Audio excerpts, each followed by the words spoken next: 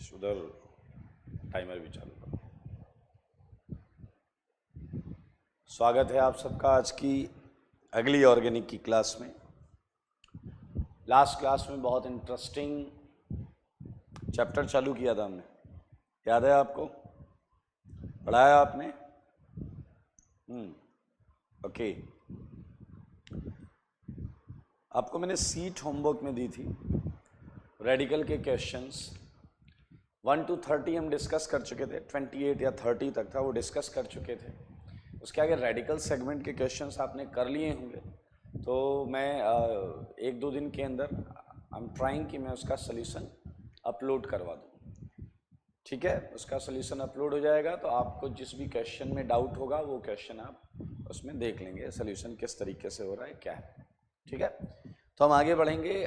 Substitution reaction हमने start कर लिया था, न्यूक्लियोफिलिक सब्स्टिट्यूशन रिएक्शन स्टार्ट कर लिया था, और मैंने आपको बताया था कि पॉसिबल मैकेनिज्म्स जो थी, अगर आपको याद हो तो लास्ट हमारा यही टॉपिक था, SN2 mechanism, SN1 mechanism, SNI mechanism, SN2 dash mechanism, SN1 dash mechanism, SNI dash mechanism, SNNGP mechanism, SNAE mechanism and last was SNEA mechanism.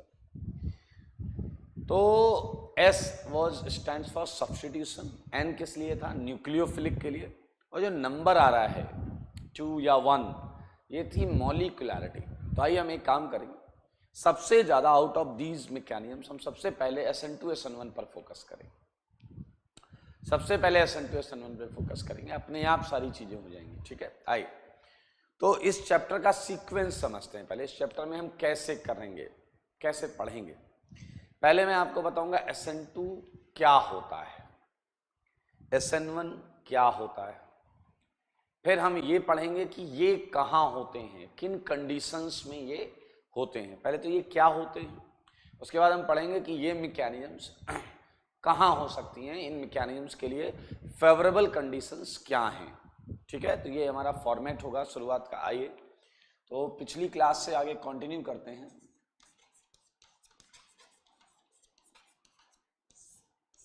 तो आइए मैं आपको SN2 मैकेनिज्म में क्या क्या होता है ये समझाता हूँ। तो सारे लोग देखें, स्टार्टिंग विद एग्जाम्पल, एक एग्जाम्पल ले लेते हैं। लाइक ये देखिए क्या है, ये है CH3। इट इज विजिबल और नॉट? ओके, थोड़ा सा नीचे कर लेता हूँ, थोड़ा ज़्यादा ऊपर हो गया।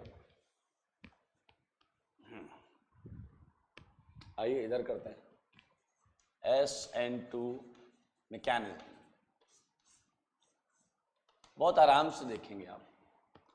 एक एग्जांपल ले रहे हैं, ये H है, ये H है, ये H है और ये H है। क्लियर? मीथेन है। अब अगर मीथेन का एक H मैं हटा दूं, वो कोई भी H हो सकता है, और वहां मैंने एक लीविंग ग्रुप लगा दिया। क्या लगा दिया? Leaving group, Cl। क्लियर? अब आप देख सकते हैं चारों H एक जैसे हैं, so you can place Cl anywhere, यहां यहां यहां यहां कहीं भी लगा सकते हो। You can place leaving group anywhere, कहीं भी लगा सकते हो। क्लियर? मैं ऐसे भी लगा सकता हूं, ऐसे भी लगा सकता हूं। पहले वाले में और इसमें कोई चेंज नहीं है, कोई चेंज नहीं है। ठीक है, और इस पे मैंने डाल दिया मित्रों NaOH, इस पे डाल दिया NaOH। अब आप सब पहचान सकते हैं, ये इलेक्ट्रोफाइल है, ये इलेक्ट्रोफिलिक है, ये न्यूक्लियोफिलिक है। और क्या चाहिए एक रिएक्शन कराने के लिए? और क्या चाहिए? एक इलेक्ट्रोफाइल, एक न्यूक्लियोफाइल। तो आपको ये पता है कि भैया यहाँ लीविंग ग्रुप कौन है, यहाँ लीविंग ग्रुप है Cl, और यहाँ ये देखो ये OH माइनस, और यहाँ ये पार्शियल माइनस। समझना मामले को, देख लो, ये सीन है भाई साहब। अब आपको आंसर का आइडिया लग रहा होगा थोड़ा थोड़ा कि भाई हटा दो Cl हटा दो, OH लगा दो। आप ऐसा सोच रहे होंगे धीरे धीरे कि Cl हटाओ, OH लगाओ, अल्कोहल बनाओ। आप गलत नहीं सोच रहे हैं। दरअसल हम एक्चुअली प्रोसेस की बात करेंगे कि क्या हुआ होगा बीच में। चलिए, इस मैकेनिज्म को समझने के लिए आपको थोड़ा ऐसे समझना पड़ेगा कि ये जो कंपाउंड है ये H और ये Cl, ठीक है, और यहां पर ये OH माइनस। सारे लोग ध्यान से सुनेंगे। ये ऐसा हैलाइड है, सुनेंगे ध्यान से, ये ऐसा हैलाइड है जिसकी CCl बॉन्ड में लीविंग टेंडेंसी तो है। बहुत ध्यान से सुनना, मैं क्रिस्टल क्लियर तरीके से डिफरेंस वाली बात कर रहा हूं। यह ऐसा हैलाइड है जिसमें कार्बन क्लोरीन बॉन्ड में लीविंग टेंडेंसी तो है, लेकिन ये वाला जो बॉन्ड है ये अपने आप डिसोसिएट नहीं हो सकता, या और बेहतर बोला जाए इस न्यूक्लियोफाइल की हेल्प के बिना डिसोसिएट नहीं हो सकता। क्लियर? तो जरा ध्यान से देखें, आपको सारे एटम का अगर आप साइज देखेंगे तो आपको यही लगेगा कि इस कार्बन से, क्योंकि कार्बन पे आप देख सकते हैं इलेक्ट्रोफिलिसिटी, तो इस कार्बन को अप्रोच करने के लिए इस OH माइनस या इस न्यूक्लियोफाइल के पास बेस्ट अप्रोच इस जगह से है। बेस्ट अप्रोच इस जगह से है क्योंकि ये लीस्ट हिंडर्ड साइट है। पहला पॉइंट, ये साइट लीस्ट हिंडर्ड है, सारे लोग देखेंगे, लेकिन आप और लीस्ट हिंडर्ड कहीं ढूंढ सकते हैं। देखो ये सबसे बड़ा ग्रुप था, तो इस सबसे बड़े ग्रुप के मैक्सिमम अवे से ये अप्रोच करेगा। ये मैक्सिमम अवे 180 डिग्री हो सकता है। इससे भी अच्छा एक लॉजिकल एंगल है, इस बॉन्ड में बॉन्डिंग ऑर्बिटल लगा हुआ है। कार्बन क्लोरीन का बॉन्डिंग ऑर्बिटल इस बॉन्ड में, और इसके opposite sigma antibonding vacant orbital है। Sigma antibonding vacant orbital है। तो मेरे भाई याद रखना, कार्बन के चारों बॉन्ड बने हुए हैं, तो कोई भी न्यूक्लियोफाइल किसे देखकर अप्रोच करेगा। अगर कोई भी खाली ऑर्बिटल नहीं है, कोई भी, तो न्यूक्लियोफाइल अप्रोच करेगा ही नहीं। तो आप देख सकते हैं, आप थोड़ा सा केमिकल बॉन्डिंग पढ़ी होगी, आपने नहीं पढ़ी होगी तो पढ़ेंगे। इतना हम पढ़ चुके हैं GOC के हाइपर कंजुगेशन में, इतना पढ़ चुके हैं, इसका टेंशन मत लेना। इस बॉन्ड में कार्बन क्लोरीन का बॉन्डिंग है 180 डिग्री पर। इसी बॉन्ड का एंटी बॉन्डिंग, जो कि यूजुअली खाली रहता है, ये खाली है, तो OH माइनस इस एंटी बॉन्डिंग को देखकर अप्रोच करेगा। अब आप यहां बहुत तर्क दे सकते हैं, लाइक सर इसमें भी बॉन्डिंग होगा, इसका भी एंटी बॉन्डिंग खाली होगा, यस। इसमें भी बॉन्डिंग होगा, इसका एंटी बॉन्डिंग खाली होगा, यस। इसमें भी बॉन्डिंग होगा, एंटी बॉन्डिंग खाली होगा, बिल्कुल सही। 4 एंटी बॉन्डिंग खाली। अब आप कहोगे उन 4 में ये वाला क्यों लिया, तो आपको इलेक्ट्रॉन फिलिंग का कॉन्सेप्ट आना चाहिए। लो एनर्जी ऑर्बिटल में इलेक्ट्रॉन जल्दी जाते हैं। अब ये जो 4 एंटी बॉन्डिंग तुमने अभी सोचे, उन 4 में ये लो एनर्जी पर होगा।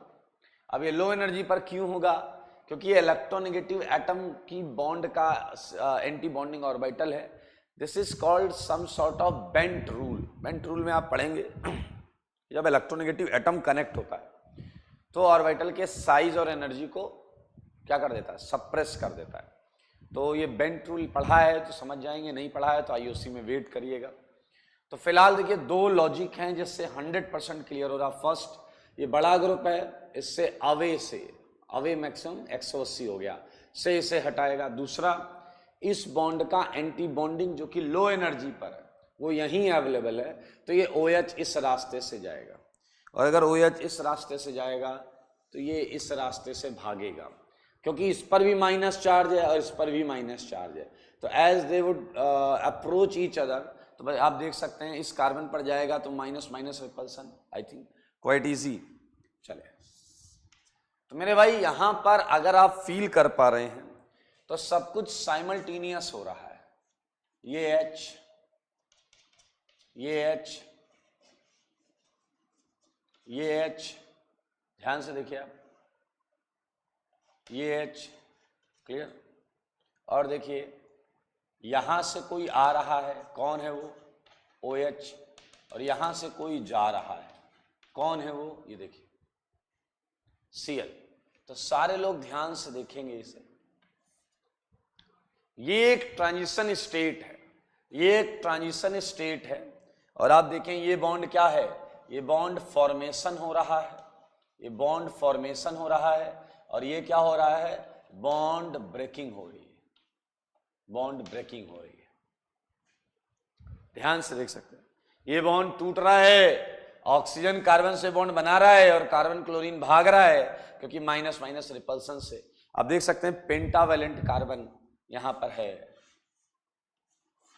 अगर आप ध्यान देंगे तो ये इसका ट्रांजिशन स्टेट में orbitals, pentavalent carbon transition state. आप देखेंगे कई बार इस ट्रांजिशन स्टेट को मैं ऐसे बनाऊंगा, कार्बन थोड़ा सा 90 डिग्री घुमा दूंगा, H, अरे उससे फर्क थोड़े पड़ेगा 90 डिग्री घुमाने से, हैं, टेंशन मत लेना, नहीं तो टेंशन लेकर बैठे हो तुम। ये पार्शियल माइनस, ये पार्शियल, ट्रांजिशन स्टेट ऐसे भी दिखाई जाएगी, ये दोनों सेम है, बस 90 डिग्री घुमा दिया, ठीक है। तो आश्चर्यचकित मत होइएगा। तो आप समझें, जैसे जैसे OH पास आएगा वैसे वैसे लीविंग ग्रुप दूर जाएगा, समझ में आया। तो सम सॉर्ट ऑफ असिस्टेंस मिला है इसे। तो भाई साहब ये रिएक्शन ऐसी है जिसमें कोई इंटरमीडिएट नहीं बना, कोई इंटरमीडिएट नहीं बना। आपको याद करो 12th में रिएक्शन में क्या नियम स्टार्ट करने का पहला lecture, type of reaction, one step reaction, A से B, रिएक्टेंट से सीधा प्रोडक्ट चले गए तो बीच में बस TS आया होगा, ट्रांजिशन स्टेट। मेरे भाई ये बॉन्ड टूट रही है, टूट जाएगी, ये बन रही है, बन जाएगी। अब बनने वाला आंसर देखो आप, और ये निकल गया आपका NaCl, ये NaCl निकल गया, देख लें आप, ये आपकी रिएक्शन हो गई। अच्छा बताओ, इस रिएक्शन को ध्यान से देखते हैं, सारे लोग ध्यान से देखते हैं, नोट में बताओ ये कितने स्टेप की मैकेनिज्म है, कितने स्टेप की मैकेनिज्म, कितने स्टेप हुए, रिएक्टेंट, ये प्रोडक्ट, तो एक ही स्टेप की तो मैकेनिज्म है, तो ये है वन स्टेप मैकेनिज्म। अरे वन स्टेप का मतलब दिस प्लस दिस, वो आंसर आ गया ना। ये तो ट्रांजिशन स्टेट है भैया, एरो के ऊपर ये कैसे बना होगा, ये कैसे टूटा होगा वो बता, one step mechanism. Second point, क्या इस रिएक्शन के दौरान कोई कैटायन, एनायन या रेडिकल बना है? ना, कोई कार्बोकैटायन नहीं बना, नो कार्बोकैटायन इंटरमीडिएट, कोई भी इंटरमीडिएट नहीं है। बेसिकली कार्बोकैटायन की क्या बात करें, no carbocation intermediate. Third point, क्या आपने देखा है ट्रांजिशन, देखो बिना ट्रांजिशन स्टेट के दुनिया की कोई रिएक्शन नहीं हो सकती, लेकिन ये ट्रांजिशन स्टेट थोड़ा विचित्र है, ये पेंटावेलेंट है, ये बात लिख सकते हैं। अब pentavalent carbon transition state is involved, जैसा कि ये देख रहे हैं आप, इन्वॉल्व्ड। फोर्थ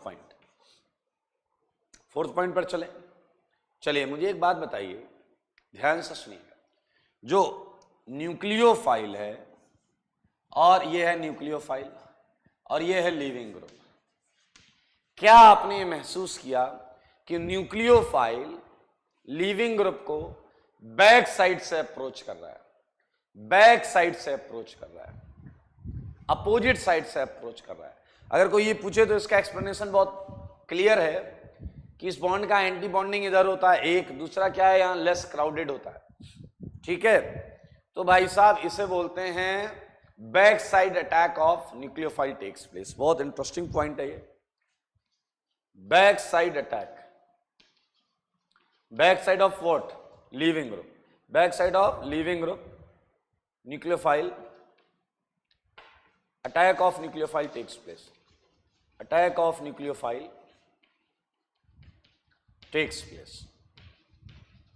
चलिए अब एक मजेदार चीज सोचो जरा, मजेदार चीज सोचो। पहले ही इन तीनों H को देखो, H H H, तो ये ऐसे थे, ऐसे, ये तीन H जो थे दे वर लाइक दिस, क्लियर।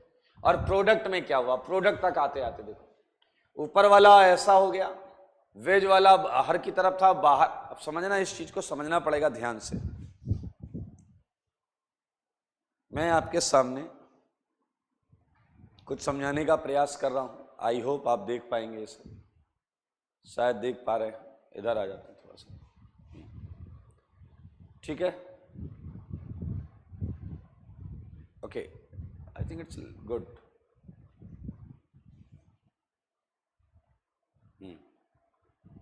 तो ये अरेंजमेंट जो है थोड़ा सा, हाँ ये अरेंजमेंट जो है वो यहाँ पर है, ठीक है। तो आप देखें ये कलर थोड़े से लाइट हो गए, तो डार्क लेता हूँ, अब ठीक है, अब ठीक है, हाँ चले। तो देखिए ये ऑरेंज है आपकी तरफ, ऑरेंज है, ये वेज है, ग्रीन डैश है, और ये ब्लू अप है, ये यहाँ पर।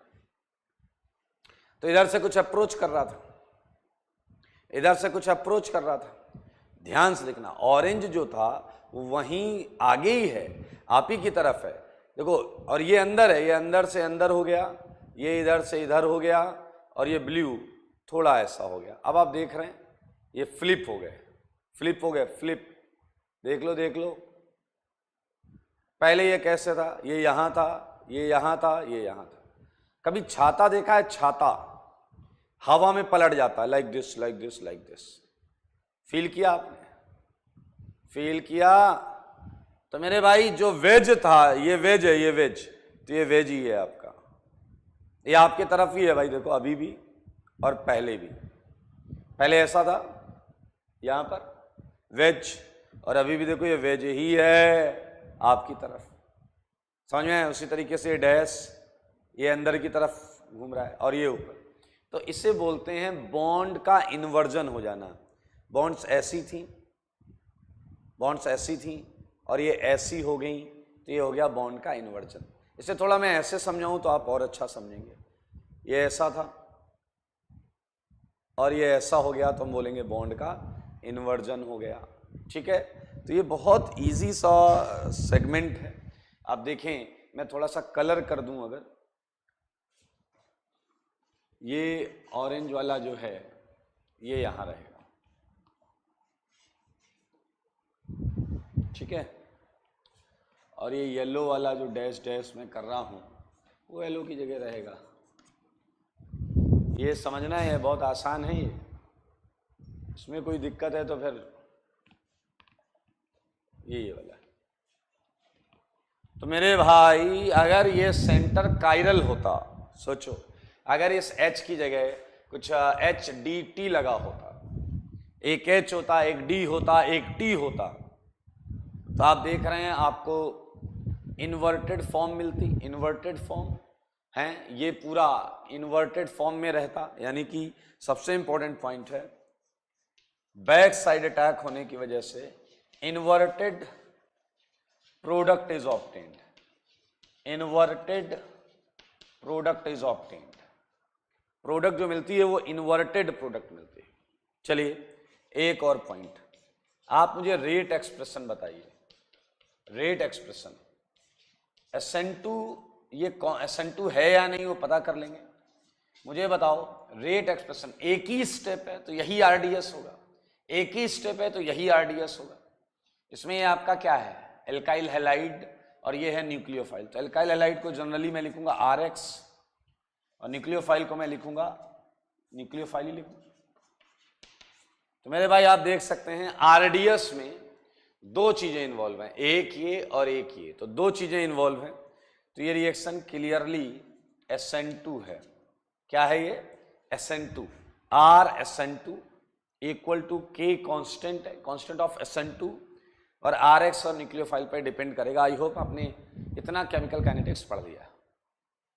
तो ये है SN2 मैकेनिज्म, जिसमें आप देखते हैं कि न्यूक्लियोफाइल असिस्ट करता है, और न्यूक्लियोफाइल के वजह से लिविंग ग्रुप बाहर जा रहा होता है, ठीक है। चलिए तो इसके कुछ और पॉइंट्स कर लेते हैं। 6 पॉइंट हो गया है, 7th पॉइंट करेंगे। आप देखिए रेट एक्सप्रेशन हो गया, इससे साफ साफ समझ में आ गया कि बायमोलिक्यूलर रिएक्शन, बायमोलिक्यूलर रिएक्शन। मैंने आपको बोला था RDS में जितने रिएक्टेंट होंगे उतनी मॉलिक्यूलरिटी होगी। 8th पॉइंट, बायोमोलिकुलर रिएक्शन के बाद हम कर सकते हैं second order reaction. Second order reaction, ये पावर्स का सम होता है ऑर्डर। क्लियर। अब एक मजेदार पॉइंट आएगा जो हमने डिहाइड्रेशन ऑफ अल्कोहल में भी करा था, या यहां पर भी हम उसे पढ़ेंगे। फिलहाल मुझे बताइए, सोचिए अगर किसी एक H की जगह अगर D होता, किसी एक H की जगह अगर D होता, बहुत ध्यान से सुनना, किसी एक H की जगह अगर D होता तो रिएक्शन के रेट में कोई खास फर्क नहीं पड़ता। मैंने क्या किया, मैंने हाइड्रोजन को उसके आइसोटोप से बदल दिया। ध्यान से सुनना सारे लोग, मैंने हाइड्रोजन को उसके आइसोटोप D से बदल दिया और फिर ये रिएक्शन कराई, तो देखा गया रिएक्शन के रेट में ज्यादा फर्क नहीं पड़ता। लेकिन अगर मैंने Cl की जगह Cl का एक हैवी आइसोटोप डाल देता, मान लेते हैं Cl35 है और मैं यहां Cl37 लगा देता, तो मेरे भाई अब ये रिएक्शन स्लो हो जाती, क्योंकि देखें ये बॉन्ड का टूटना, कार्बन क्लोरीन बॉन्ड का टूटना रिएक्शन में इन्वॉल्व है, आरडीएस में इन्वॉल्व है, आरडीएस में इस बॉन्ड का टूटना इन्वॉल्व है। और आपको पता है कि हैवियर एटम स्ट्रॉन्ग बॉन्ड बनाते हैं, तो अगर मैंने Cl का हैवियर आइसोटोप लिया तो बॉन्ड स्ट्रॉन्ग हो जाएगी और ये थोड़ा स्लो टूटेगा तो रेट कम हो जाएगा। यानी कि आप किस चीज को आइसोटोप से बदल रहे हैं, वो चीज या उसका इन्वॉल्वमेंट आरडीएस में है या नहीं, ये देखना पड़ेगा। तो जैसे अगर मैं आपसे पूछूं कि H की जगह D कर दूं तो क्या इस रिएक्शन के रेट में कोई चेंज होगा, तो आपका आंसर आएगा नहीं, क्योंकि देखो CH बॉन्ड का कोई इन्वॉल्वमेंट नहीं है डायरेक्टली उसका बॉन्ड के टूटने का, ऐसा कोई इन्वॉल्वमेंट नहीं। मैं बार बार बॉन्ड टूटना बोल रहा हूं, यानी कि जब बॉन्ड टूटना इन्वॉल्व होता है तभी मेजर एंड इफेक्टिव चेंज देखने को मिलता है। तो मेरे भाई H को D से रिप्लेस करने, इसे बोलते हैं काइनेटिक आइसोटोपिक इफेक्ट, इसे बोलते हैं काइनेटिक आइसोटोपिक इफेक्ट। और लीविंग ग्रुप को उसके आइसोटोप से बदलना, उसे बोलते हैं एलिमेंट इफेक्ट, एलिमेंट इफेक्ट। अगर H को D से रिप्लेस किया तो उसे बोलते हैं काइनेटिक आइसोटोपिक इफेक्ट, और अगर लीविंग ग्रुप को किया तो उसे बोलते हैं एलिमेंट इफेक्ट। मैं थोड़ा सा शॉर्ट में लिख सकता हूं, H को D से रिप्लेस किया है और यहां क्या लिखेंगे, with respect to leaving group, with respect to leaving group, ठीक है, ओके। तो आपको जैसे जैसे मैंने अभी बताया भी कि यहां अगर आप देखें तो काइनेटिक आइसोटोपिक इफेक्ट है नहीं, क्योंकि H की जगह D लगाने से बहुत ज्यादा कोई चेंज नहीं हो रहा है, तो नो काइनेटिक आइसोटोपिक इफेक्ट। और यहां पर हम लिखेंगे एलिमेंट इफेक्ट प्रेजेंट है, एलिमेंट इफेक्ट प्रेजेंट है। अगर Cl की जगह में इसका आइसोटोप लाऊंगा तो डेफिनेटली रेट घटेगा। तो ये पॉइंट है, पूरी ऑर्गेनिक में ऐसा हर रिएक्शन के बारे में आएगा, तो आप हर रिएक्शन के बारे में यही देखेंगे कि H को D से चेंज करने पर क्या वो रेट को चेंज कर पा रहा है या नहीं। चलिए ये सारे पॉइंट्स के बाद एक छोटा मोटा और पॉइंट है वो भी कर लेते हैं। Look at what you are doing, carbon chlorine bond, आपने 2p 3p एक वीक बॉन्ड तोड़ा और आपने स्ट्रॉन्ग बॉन्ड बनाया 2p 2p। तो अक्सर ऐसा देखा गया है कि रिएक्शंस एक्सोथर्मिक होती हैं, अक्सर ऐसा देखा गया है कि ये रिएक्शंस एक्सोथर्मिक होती हैं। चलिए अब एक छोटा सा पॉइंट है, जगह नहीं है इसलिए मैं ऊपर ले रहा हूं, आप ऐसा ऑर्डर ऊपर नीचे मत करना, ठीक है। 12th पॉइंट, 12th पॉइंट जो है वो है पोटेंशियल एनर्जी डायग्राम। मेरे भाई वन स्टेप रिएक्शन है, वन स्टेप रिएक्शन। ये स्टार्ट हुआ और ये आंसर आ गया। ये क्या है आपका पेंटावेलेंट TS, ये है आपका पेंटावेलेंट TS। ये क्या है आपका रिएक्टेंट, ये क्या है आपका प्रोडक्ट। अगर आपको याद हो तो जो हमने टाइप ऑफ रिएक्शन पढ़ी थी, सिंगल स्टेप, 2 स्टेप, 3 स्टेप, वहां पर भी हमने ग्राफ ऐसा ही बनाया था, बिल्कुल ऐसा ग्राफ बना था। ये क्या हो गया पोटेंशियल एनर्जी और ये प्रोग्रेस ऑफ रिएक्शन या टाइम ले लें यहाँ पे। तो भाई साहब SN2 के बारे में हर छोटी से छोटी बात हम जान चुके हैं, और अगर आपको और छोटी बात जाननी है तो चलो मुझे एक क्वेश्चन का आंसर दो। ट्रांजिशन स्टेट में कार्बन पर हाइब्रिडाइजेशन क्या है, ट्रांजिशन स्टेट में कार्बन पर हाइब्रिडाइजेशन क्या है, बोलो।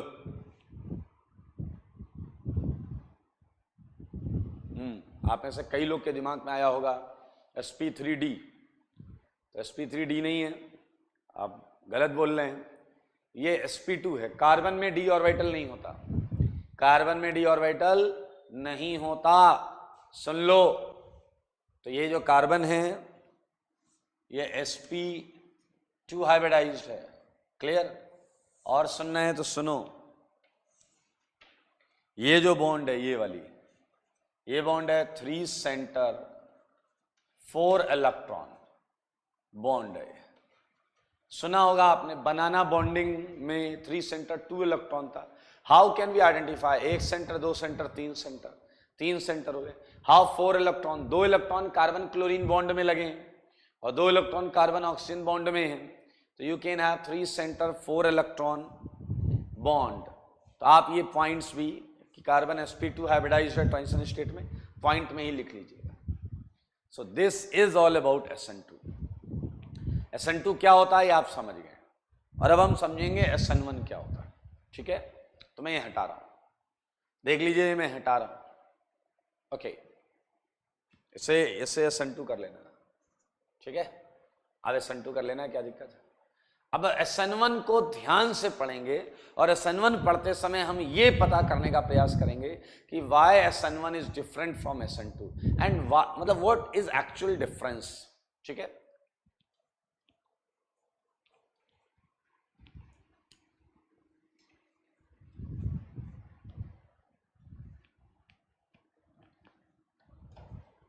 चलिए आइए ध्यान से देखेंगे SN1। ये SN1, ये SN1, ठीक है भाई। आइए, मैंने आपको अब जो कंपाउंड दिया, ध्यान से सुनिए, उसमें यहां मिथाइल है, यहां पर भी मिथाइल है, चलो यहां पर भी मिथाइल है, और ये Cl। First try to find out difference in example. SN2 में HHH थे, यहां मैंने मिथाइल मिथाइल मिथाइल ले लिया और मैंने इस पे एक न्यूक्लियोफाइल डाल दिया, मैंने इस पे एक न्यूक्लियोफाइल डाल दिया। So what would be answer, आइए जानने का प्रयास करते हैं। तो अरे भाई मैकेनियम पर चलते हैं, देखेंगे अभी ये SN1 है या नहीं, सब समझेंगे। फिलहाल यहां ये कार्बन है, ये CH3 है, ये CH3 है, ये CH3 है और ये Cl है। ध्यान से सुनना, SN2 में यहां हाइड्रोजन थे, यहां ये 3 डिग्री है और बड़े बड़े एल्काइल ग्रुप है। यहां कहानी थोड़ी सी डिफरेंट है, ये खुद बहुत बड़े ग्रुप है, ये खुद बहुत बड़े ग्रुप है। तो अगर मैं आपसे ये पूछूं कि यहां कार्बन क्लोरीन ज्यादा अच्छा लिविंग ग्रुप होगा या SN2 के केस में ज्यादा अच्छा लिविंग ग्रुप था, तो आप मुझे इसका जवाब दीजिए। जब ये तीनों H थे तब Cl के पास डिसोसिएट होने की टेंडेंसी ज्यादा थी, या अभी जब ये तीनों मिथाइल हैं तब डिसोसिएट होने की टेंडेंसी ज्यादा है? ये आपको जवाब देना है, सोचो। ऑब्वियसली यहां डिसोसिएशन टेंडेंसी ज्यादा है क्योंकि ये बल्कियर ग्रुप्स हैं और ये भी बड़ा वाला है, तो इसकी वजह से, इसमें रिपल्सन होने की वजह से ये बॉन्ड बेहद कमजोर होगी और सही परिस्थितियों में टूट जाएगी। क्या समझ रहे हैं आप? पहला reason, this leaving group even contains higher leaving tendency due to repulsion और steric crowding. Due to repulsion and steric crowding, one of the fact is, clearly सुन लो सारे लोग, मैं यहां लिख रहा हूं, get easily dissociated due to steric crowding, भीड़ भाड़ ड्यू टू स्टीयरिक क्राउडिंग। एक बात, दूसरी बात, now think about that anti bonding, now think about that anti bonding orbital that would not be available, that would not be available due to again crowding. No one can approach to that anti-bonding orbital because अरे ये spherical होंगे, 3D होंगे, 3D। समझना। फिलहाल उससे पहले की बात देखो, get easily dissociated due to steric crowding. और मेरे भाई समझो मामले को, न्यूक्लियोफाइल के आने के पहले ही ये डिसोसिएट हो जाता है। It gets dissociated even you can say before approach of nucleophile. इसका मतलब बनने वाली चीज में आएगा एक कार्बोकेटायन। देखो मदरबोर्ड पर ये आ गया भाई साहब कार्बोकेटायन, ये कार्बोकेटायन, ये कार्बोकेटायन, ये फर्स्ट स्टेप है, कार्बोकेटायन आ गया। और जब न्यूक्लियोफाइल आया तो मेरे भाई आप देख सकते हैं सीन ये रहा था, ये CH3, ये इधर प्लस। तो आप समझ सकते हैं न्यूक्लियोफाइल के पास इधर भी अटैक करने की प्रोबेबिलिटी है और इधर भी अटैक करने की प्रोबेबिलिटी है। ये जो चैप्टर पढ़ के आए हो केटायन भाई, लेफ्ट राइट अटैक होगा या आप बोलोगे टॉप बॉटम अटैक होगा। तो मेरे भाई यहां अगर आप ध्यान से देखोगे तो मजेदार चीज क्या है, अगर ये बैक साइड अटैक करता है, इधर से अटैक करता है, तो you would get answer something like, देखें जरा, CH3, सही है। और अगर ये इधर से अटैक करता है, so you would gate CH3। तो यू कैन सी कि शुरुआत में तीनों बॉन्ड का अरेंजमेंट ऐसा था, एंड इन दिस आंसर वो ऐसा है, it resembles a lot with SN2 product, यानी कि यहां इन्वर्जन हुआ है, बॉन्ड्स का क्या हुआ है, इन्वर्जन। यू कैन से प्रोडक्ट इन्वर्टेड है, थोड़ा सा प्रोडक्ट कैटेगरी में जाए, इन्वर्टेड प्रोडक्ट। जबकि यहां पर आप देखें तीनों बॉन्ड ऐसी हैं तो ये तीनों बॉन्ड ऐसी हैं, तो यहां हम बोलेंगे चेंज नहीं हुआ, यहां रिटेन्ड रह गया, जैसा था वैसा रिटेन्ड रह गया, तो ये रिटेन्ड प्रोडक्ट। अब मजेदार चीज क्या है कि ये दोनों सेम हैं, लेकिन ये अगर कायरल सेंटर होते तो ये प्रोडक्ट मिरर इमेजेस होती हैं। क्या आप समझ रहे हैं मैं क्या कह रहा हूं? Look at this time, these products retained and inverted products are same because of having symmetry। तो आप देखें अगर यही कायरल सेंटर होता या सिमेट्री नहीं होती तो ये दो प्रोडक्ट्स होती, दो डिफरेंट प्रोडक्ट्स होती। So this is all about, आप जरा ध्यान से देखें, एक और पॉसिबल मैकेनिज्म हमने यहां की है। नाउ थिंक अबाउट दिस, यहां बॉन्ड टूटा है, यहां बॉन्ड बना है, थिंक अबाउट कि कौन सा स्टेप स्लो होगा, बॉन्ड का टूटना या बॉन्ड का बनना। ओके, सो ऑब्वियसली टूटना जो होगा वो RDS होगा। ये है रेट डिटरमाइनिंग स्टेप, ये है रेट डिटरमाइनिंग स्टेप। अब कई मजेदार पॉइंट्स यहां पर हैं, आप में से मैं एक प्रश्न पूछूंगा और आप में से कई बुद्धिजीवी गलत आंसर देंगे इसका। ये मैकेनिज्म के बारे में पहले 4-5 पॉइंट लिख लेते हैं, फिर पूछता हूं ताकि आप कायदे से रायता फैलाएं। ठीक है, आइए नोट, बताओ ये कितने स्टेप की मैकेनिज्म है, ये कितने स्टेप की मैकेनिज्म है? 2 स्टेप की, पहले में बॉन्ड टूटा है, दूसरे में बॉन्ड बना है। क्लियर? चलिए, तो ये हो गया आपका 2 step mechanism. 2 step mechanism SN2 से कंपेयर करते जाओ, वो था 1 स्टेप मैकेनिज्म। ठीक है, अच्छा बताइए, वहां कोई इंटरमीडिएट नहीं बना था, कार्बोकेटायन या कुछ भी नहीं, यहां बना है क्या? हाँ बना है, कार्बोकेटायन इंटरमीडिएट। भैया कार्बोकेटायन बना है, यहां रीअरेंजमेंट नहीं हो रहा है, लेकिन ऐसी रिएक्शंस में अगर कार्बोकेटायन बन रहा है तो रीअरेंजमेंट की पॉसिबिलिटी तो होगी, यहां नहीं है, किसी और क्वेश्चन में हो सकती है। Rearrangement possible, rearrangement possible. चलिए आगे बढ़ेंगे, रीअरेंजमेंट पॉसिबल है। चलो मुझे बताओ, इस रिएक्शन में प्रोडक्ट दोनों बन सकती, तो वो भी लिखें, retained and inverted. Both product obtained, सही है, इसमें दोनों प्रोडक्ट मिलते हैं। आरडीएस है केटायन का बनना, तो ये मैं लिख देता हूं, फॉर्मेशन ऑफ कार्बोकेटायन। मेरे भाई दरअसल फॉर्मेशन ऑफ कार्बोकेटायन, ये प्रिडिक्शन थोड़ा सा गलत जाता है, लोग फॉर्मेशन ऑफ केटायन, फिर आगे चलकर जब कॉन्सेप्ट्स आते हैं तो केटायन स्टेबिलिटी पर फोकस करने लगते हैं, लेकिन फिनोमेना पर डिपेंड करता है केटायन कैसे बना है, केटायन जल्दी बना है या देर से बना, रेट यहां से डिसाइड होता है। फॉर्मेशन ऑफ कार्बोकेटायन, या हम बोले dissociation of RX is RDS. Clear, ये आरडीएस। चलिए अगला पॉइंट, हमेशा की तरह हम पूछेंगे रेट एक्सप्रेशन।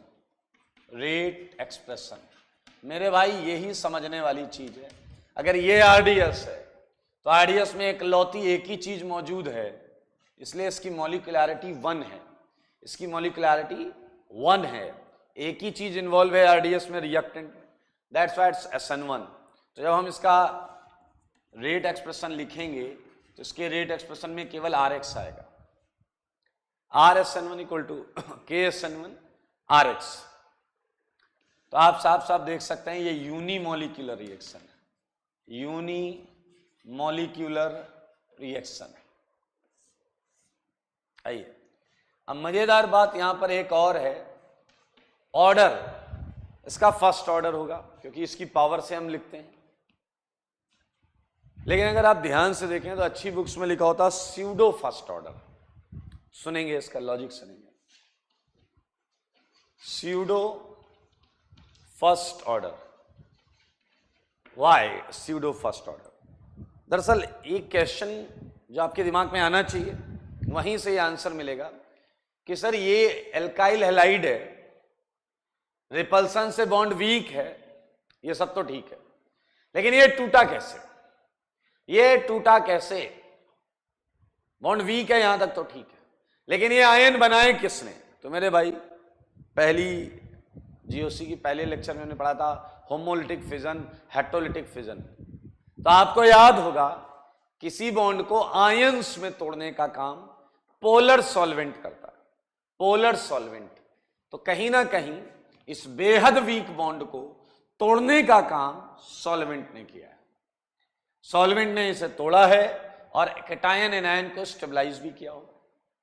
तो मुद्दा यह है कि यहां सॉल्वेंट था। अब आप कहोगे जब सॉल्वेंट था तो आपने सॉल्वेंट इन्वॉल्व हुआ तो आपने ये क्यों कहा कि आरडीएस में एक ही चीज है? ये एक टेक्निकल चीज है, यहां पर सॉल्वेंट ने इस बॉन्ड को तोड़ने में हेल्प की, और फिर मैं कहता हूं आरडीएस में एक ही रिएक्टेंट है।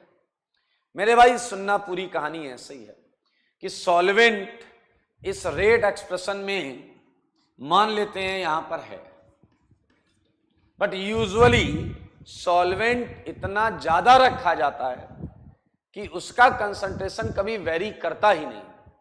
तो इस सॉल्वेंट कंसंट्रेशन को हम कांस्टेंट में एज्यूम कर लेते हैं। आपने केमिकल काइनेटिक्स अगर पढ़ी होगी तो स्यूडो फर्स्ट ऑर्डर रिएक्शन जरूर सुना होगा। तो स्यूडो फर्स्ट ऑर्डर इसीलिए है, why it is called pseudo first order, क्योंकि यहां कोई एक और चीज इन्वॉल्व थी और सिंस उसका कंसंट्रेशन जो था वो लगभग फिक्स था तो हम उसे कांस्टेंट मान लेते हैं और ऐसी रिएक्शन को हम स्यूडो फर्स्ट ऑर्डर कहते हैं। सो आई थिंक आपको दो चीजों का आंसर मिल रहा है, why it is called pseudo first order and why it gets dissociated, because solvent is there and since solvent is in excess, that's why it is taken as a constant and reaction is called pseudo first order. तो ये एक छोटा सा point है, आप चाहें तो ये पूरा डिटेल में लिख लेंगे, जैसे मैंने लिखा gets easily dissociated due to steric crowding and because of solvent molecules, polar solvent. आप धीरे धीरे सोचें तो आप कंडीशंस भी पता कर पाएंगे कि कब ये होगा कब वो होगा। तो यह यूनिमोलिकुलर रिएक्शन है, स्यूडो फर्स्ट ऑर्डर है। हाँ बताओ, चलो आप बताओ, काइनेटिक आइसोटोपिक इफेक्ट होगा या नहीं? काइनेटिक आइसोटोपिक इफेक्ट होगा या नहीं? अगर मैं H को D कर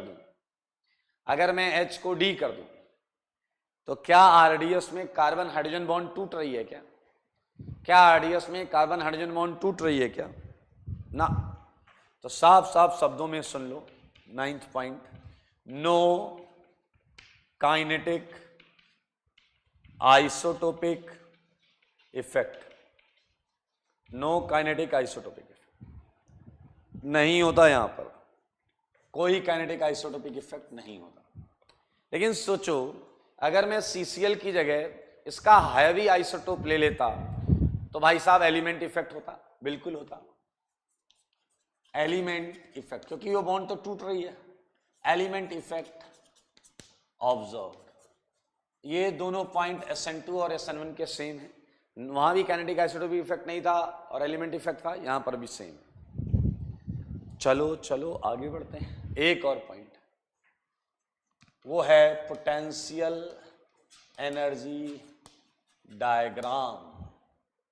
ठीक है, ये थोड़ा सा मैं नीचे कर लेता हूं, यहां हेडिंग डाल लेना यार दोस्त, उसमें क्या है SN1 मैकेनिज्म। ठीक है, अरे क्या बना रहा, पोटेंशियल एनर्जी डायग्राम बनाना है ना अपने को। 2 स्टेप है, पहला आरडीएस सबसे ऊंचा पीक, फिर क्या आया कैटायन, और फिर कैटायन से ये आंसर देख सकते हैं, ये है रिएक्टेंट, रिएक्टेंट, ये है प्रोडक्ट, ये है कार्बोकैटायन, कार्बोकैटायन। तो बहुत इजी, अगर रीअरेंजमेंट होता तो हमें इस ग्राफ में थोड़े चेंजेस करने पड़ते। तो अभी आपने सीखा है कि SN1 क्या होता है, SN1 क्या होता है, और आपने उधर सीखा SN2 क्या होता है। दोनों में बारीक डिफरेंसेस बताए गए हैं। और अब वो क्वेश्चन जो मैं आपसे पूछने जा रहा हूं, और इसमें मुझे ऐसा लगता है आप लोग कई लोग बुद्धि लगाएंगे और गलत दिशा में बुद्धि लगाएंगे। मेरा प्रश्न ये है कि अगर आप SN2 मैकेनिज्म को समझ गए और SN1 मैकेनिज्म को समझ गए तो मुझे ये बताओ कि कौन सी मैकेनिज्म फास्ट होती है। क्वेश्चन इज वेरी क्लियर, आपको बताना है कौन सी मैकेनिज्म फास्ट होती है। ठीक है, सो टेक 30 सेकेंड, सोच रहे हैं आप, बहुत अच्छे।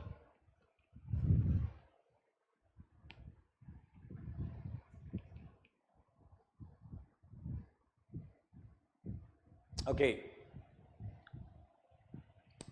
अब 2 टाइप के प्राणी होते हैं जो ये क्वेश्चन सुन के क्या सोचते हैं। पहला type, first category of persons और स्टूडेंट्स, वो सीधा बुद्धि नहीं लगाते, वो जो दिखता है बस उसी पे चले जाते हैं। SN1 में 2 स्टेप हैं, SN2 में 1 स्टेप है, यहां 2 होने में टाइम लगेगा, पहले ये होगा फिर ये होगा। SN2 में तो खटाक से 1 स्टेप हो जाएगा। तो भाई साहब आप डैश हैं अगर आप ऐसा सोचते हैं। क्लियर। दूसरे कैटेगरी के बच्चे ये होते हैं कि SN2 और SN1 में कौन सा फास्ट है। ये तभी पता चलेगा जब हमें ये पता चले कि किसका RDS फास्ट है। क्योंकि किसी रिएक्शन की रेट या स्पीड, किसी रिएक्शन की स्पीड या रेट सारे स्टेप से नहीं पता किया जाता, केवल RDS से पता किया जाता। तो मुझे SN1 का RDS देखना चाहिए और उधर SN2 का RDS देखना चाहिए। और साफ साफ शब्दों में अगर आप दोनों RDS को ध्यान से महसूस करें तो आपके मुंह से अनायास ही निकलेगा, अरे ये तो SN1 होगा जो फास्ट होगा। क्योंकि दोनों का कॉन्सेप्ट क्लियर था कि SN1 में न्यूक्लियोफाइल के आने से पहले लीविंग ग्रुप निकल गया, और जबकि SN2 में न्यूक्लियोफाइल के आने के बाद, न्यूक्लियोफाइल के सपोर्ट करने के बाद जाकर निकला था। तो I think it's a clear, crystal clear concept that unimolecular, that's why it's a unimolecular ना। सोचो ना अकल से पैदल, अगर ये स्लो होता तो न्यूक्लियोफाइल आके इसकी हेल्प कर रहा होता तो ये बायोमॉलिक्यूलर हो जाता। So every you can find in substitution and elimination that unimolecular reaction would be faster than biomolecular reaction because of the same reason. आप समझ गए हैं तो अच्छी बात है, नहीं तो वापस वीडियो को वापस प्ले करके सुन लीजिएगा आप। SN1 में डिसोसिएशन हो जाता है before coming nucleophile, and where as SN2 nucleophile actually involves itself to assist dissociation of leaving group. I think it's quite clear, and it is not valid for this SN1 and SN2. Elimination में हम पढ़ेंगे E1 and E2, the same thing would be valid there. हटा रहा हूं मैं, हम सीख गए हैं SN2 क्या होता है, SN1 क्या होता है, हम सीख गए, हटा रहा हूं।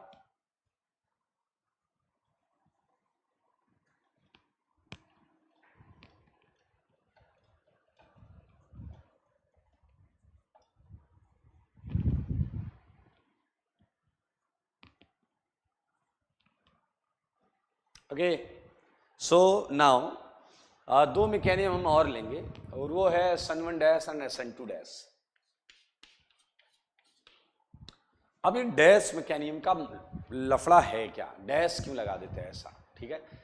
अब वो वाले डैश की बात नहीं कर रहे हैं हम, ध्यान से सुनिएगा। मान लो मैंने एक एग्जांपल दिया आपको, सारे लोग देखें एग्जांपल।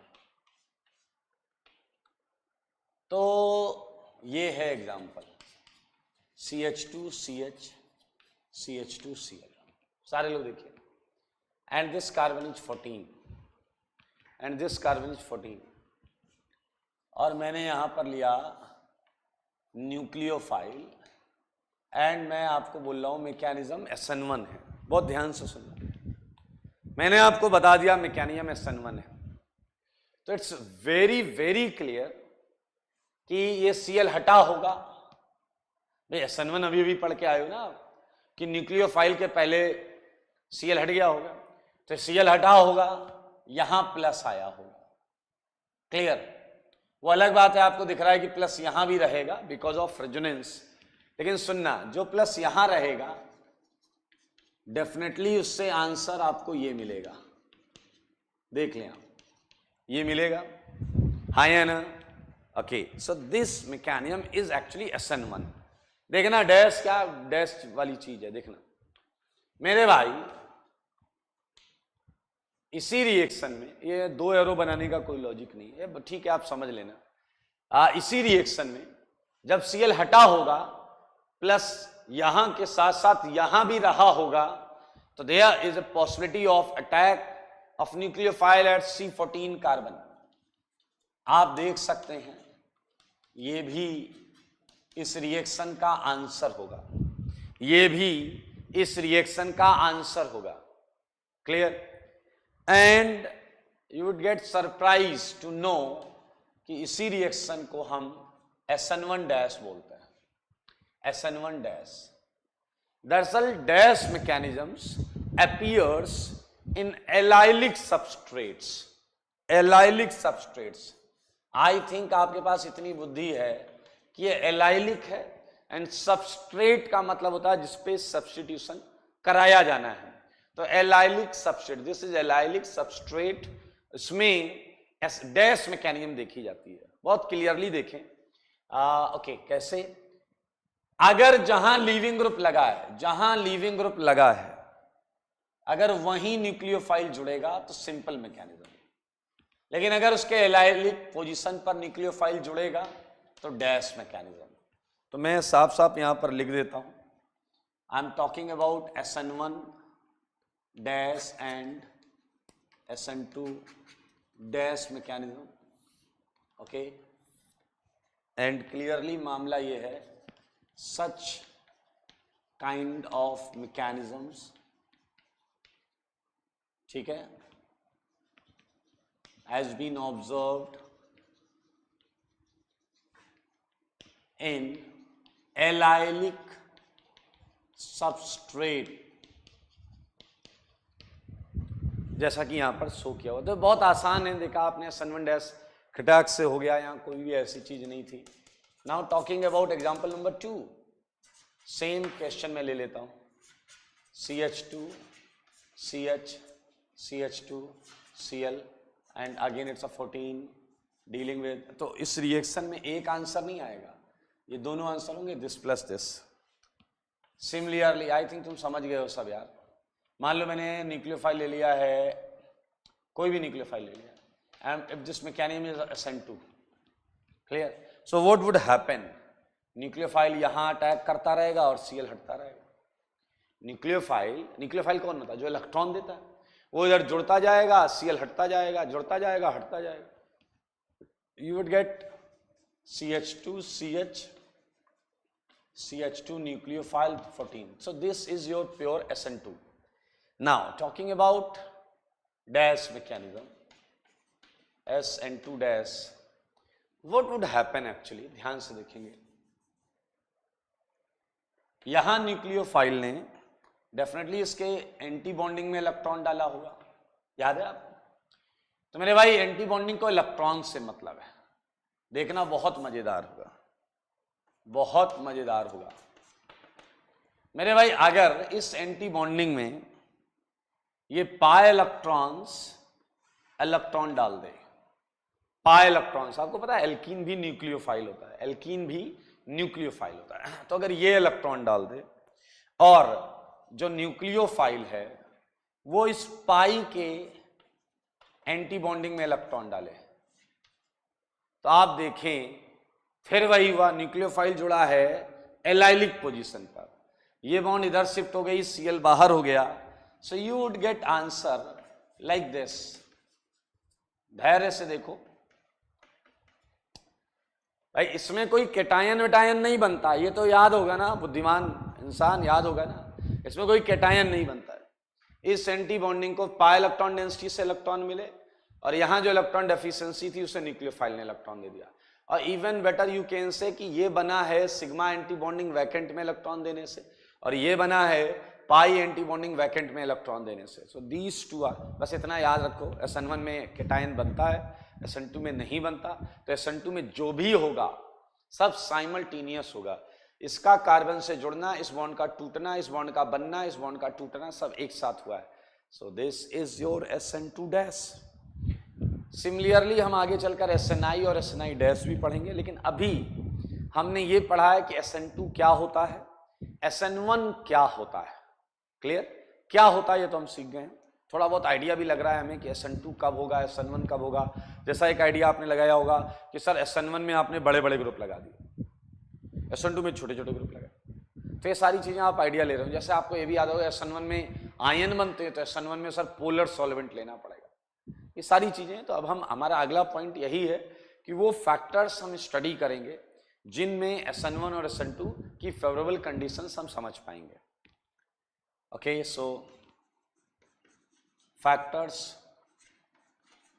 अफेक्टिंग SN मैकेनिज्म, कौन से फैक्टर्स हैं जो SN मैकेनिज्म को प्रभावित करते हैं। पहला, जैसा भी मैंने बात किया, स्ट्रक्चर ऑफ सबस्ट्रेट, कि आपका RX है कैसा। B, nature of leaving group, nature of leaving group, जो छोड़कर जा रहा है वो कैसा है। मान लो उसका छोड़कर जाने का मन ही नहीं है, उससे भी तो सब्स्टिट्यूशन पे फर्क पड़ेगा। अगली बात है कि जो आ रहा है हटाने, न्यूक्लियोफाइल, उसका नेचर कैसा, नेचर ऑफ न्यूक्लियोफाइल। और एक पॉइंट बहुत इंपॉर्टेंट है कि जिस सॉल्वेंट में रिएक्शन करा रहे हो, जिस सॉल्वेंट में रिएक्शन करा रहे हो उस सॉल्वेंट का नेचर क्या है। It's a nature of solvent, it's a nature of solvent. तो मैंने भाई ये 4 पॉइंट्स हम जब पढ़ लेंगे तो हम ये समझना सीख जाएंगे कि SN1 कहाँ होता है और SN2 कहाँ होता है। तो इंटरेस्टिंग पॉइंट्स हैं। So we are going to start. ये पॉइंट, एक पॉइंट तो, 2 पॉइंट तो हम करेंगे आज, हटा रहा हूं ये पॉइंट ऊपर वाला।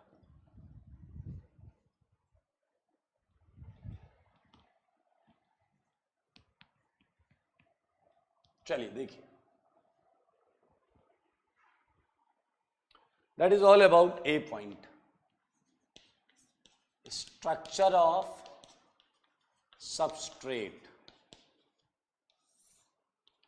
ठीक है, और समय की समाप्ति हो रही है तो नया टॉपिक नई क्लास से चालू करेंगे, कैसा रहेगा, बढ़िया। ओके, सो ये इंपॉर्टेंट चैप्टर है और SN2 SN1 की थ्योरी को रिवाइज कर लीजिएगा एक बार प्रॉपर तरीके से। और रही बात आपकी जो पिछली सीट है, उस सीट में आपका केटायन था और फ्री रेडिकल था। केटायन वाला पोर्शन हमने डिस्कस किया है, फ्री रेडिकल वाला वो भी थोड़ा सा शायद केटायन का भी बीच बीच में बाकी होगा, और फ्री रेडिकल वाला सेगमेंट। तो आई एम ट्राइंग कि उसका सोल्यूशन ही मैं आपको पोस्ट करूँ। अगर ये अगली क्लास तक नहीं होगा तो फिर मैं क्लास में ही जो इम्पोर्टेंट क्वेश्चंस होंगे उसके आई मीन जिसमें मुझे लगेगा कि आपको डाउट हो सकता है, मैं वो सारे एक्सप्लेन कर दूंगा, ठीक है। और अब आपको मिलेगी एक और सीट जिसमें SN1 SN2 सब्स्टिट्यूशन और एलिमिनेशन का कंटेंट होगा, ठीक है। तो ऑल द बेस्ट, ख्याल रखें अपना, स्वस्थ रहें, मस्त रहें। कहाँ व्यस्त रहना है पता है ना, पढ़ाई में व्यस्त रहें। आज के लिए इतना ही।